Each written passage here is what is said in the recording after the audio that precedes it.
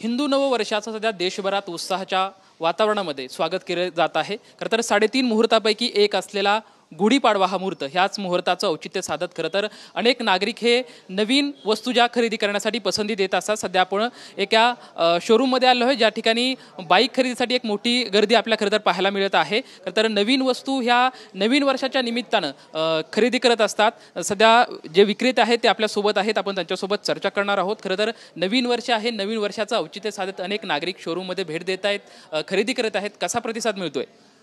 यंदाच्या पाडव्याला नेहमीपेक्षा खूप जास्ती प्रतिसाद मिळालेला आहे आणि आज खरं तर आमच्या शोरूममध्ये कधी नव्हे तो आज आमच्याकडे जवळजवळ 150 गाड्यांचे पेढा जास्ती एका दिवशी डिलिव्हरी आहेत पाडव्याच्या निमित्ताने आणि ग्राहकांचा यामाच्या गाड्यांना खूप चांगला प्रतिसाद लाभत आहे आणि पाडवा यंदा खूपच चांगला चालू आहे आमचा।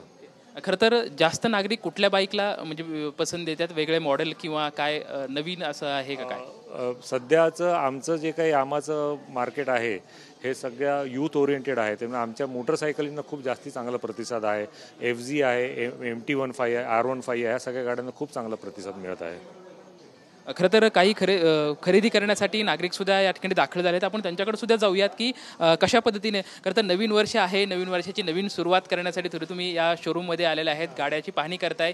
काय सध्या विचार डोक्यात आहे आणि कशा स्वरूपाची गाडी तुम्ही घेणार आहेत? आपण नवीन गाडी बघतोय, आता आपला नवीन वर्ष चालू होतं त्या हिशोबाने आपण गाडी पाहता चालू आहे, अजून त्या डोक्यात नाही आहे।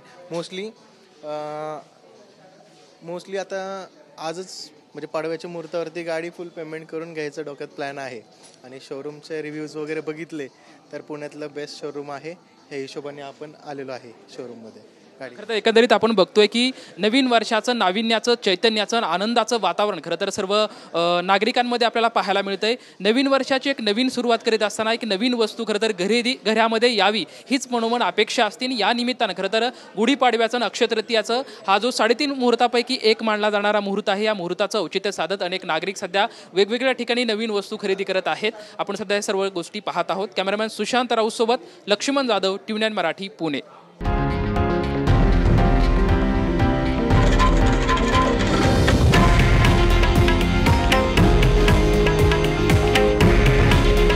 हे आहे देशातील नंबर 1 न्यूज नेटवर्क आणि आपण पाहत आहात TV9 मराठी।